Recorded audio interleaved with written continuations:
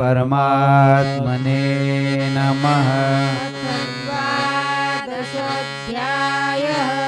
अथ द्वादशोऽध्यायः। अर्जुन उवाच एवं सततयुक्ताये भक्तास्त्वां पर्युपासते ये चाप्यक्षरमव्यक्तं तेषां के योगवित्तमः। श्रीभगवानुवाच श्रीभगवानुवाच मय्यावेश्य मनो ये मां नित्ययुक्ता उपासते श्रद्धया परयोपेता ते मे युक्ततमा मतः। ये त्वक्षरमनिर्देश्य अव्यक्तं पर्युपासते सर्वत्र गमचिन्त्यं च कूटस्थमचलं ध्रुवम् सन्नियम्येन्द्रियग्रामम्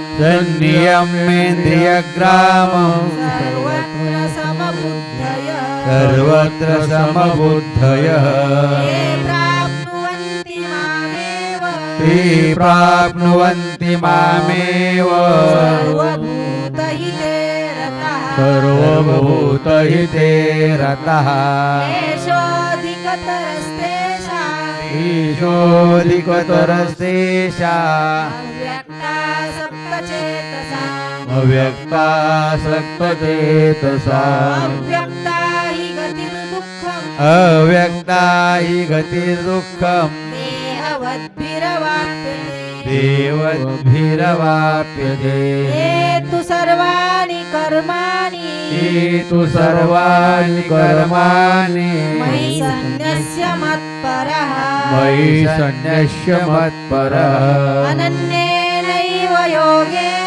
अनन्येनैव योगेन मां ध्यायन्त उपासते तेषामहं समुद्धर्ता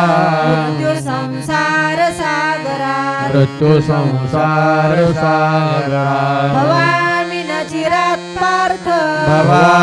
न चिरात् पार्थ मय्यावेशितचेतसाम्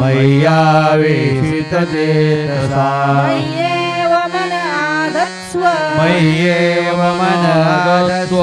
मयि बुद्धिं निवेशय निवशिष्यसि मय्येव अथ ऊर्ध्वं न संशयः अथ चित्तं समाधातुं न शक्नोषि मयि स्थिरम् अभ्यासयोगेन ततो मामिच्छाप्तुं धनञ्जय अभ्यासेऽप्यसमर्थोऽसि मत्कर्म परमो भव मदर्थमपि कर्माणि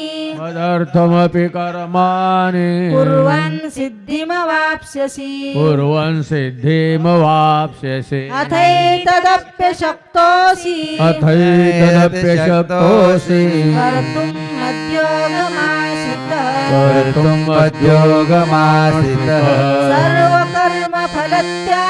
सर्वकर्मफलत्यागम् ततः कुरु यतात्मवान् श्रेयो हि ज्ञानमभ्यासात्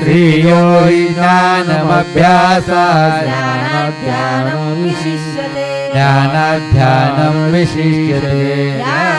कर्म फलत्याग ध्यानात् कर्म फलत्याग त्यागाच्छान्तिरनन्तरम् त्यागाच्छान्तिरनन्तरम् अद्वेष्टा सर्वभूतानाम् अद्वेष्टा सर्वभूतानां मैत्रः करुण एव च मैत्रकरुण एव च निर्ममो निरहङ्कारः निर्ममो निरहङ्कार समदुःखसुखक्षमी समदुःखसुखक्षमी सन्तुष्टः सततं योगी सन्तुष्टः सततं योगी यतात्मा दृढनिश्चयः यदात्मा दृढनिश्चयः मय्यर्पितमनो बुद्धिर् मय्यर्पितमनो बुद्धिर् यो मद्भक्तः स मे प्रियः यो मद्भक्तः स मे प्रियः यस्मान्नो द्विजते लोको यस्मान्नो द्विजते लोको लोकान्नो द्विजते च यः लोकान्नो द्विजते च यः हर्षामर्षभयोद्वेगैः हर्षामर्षभयोद्वेगैर्मुक्तो यः स च मे प्रियः यः स च मे प्रियः अनपेक्षः शुचिर्दक्ष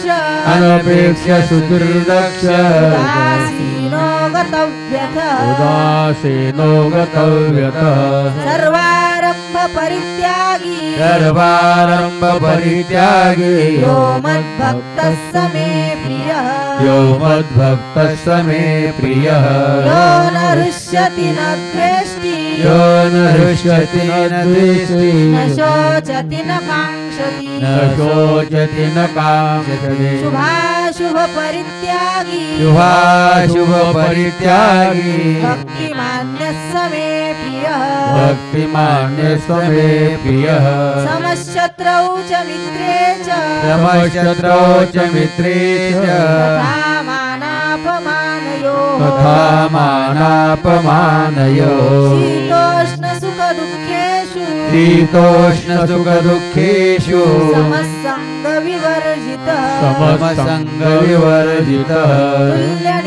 तुल्यनिन्दास्तुतिर्मौनी तुल्यनिन्दास्तुतिर्मौनी सन्तुष्टो येन केनचित् सन्तुष्टो येन केनचित् अनिकेतस्थिरमतिर् अनिकेतस्थिरमतिर् भक्तिमान् मे प्रियो नरः भक्तिमान् मे प्रियो नरः हेतु धर्म्यामृतमिदम् हेतु धर्म्यामृतमिदम् यथोक्तं पर्युपासते यथोक्तं पर्युपासते श्रद्धधानामत्परमा श्रद्धधाना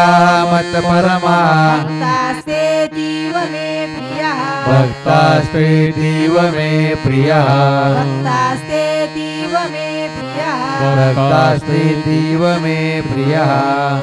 ॐ तत्सदिति ॐ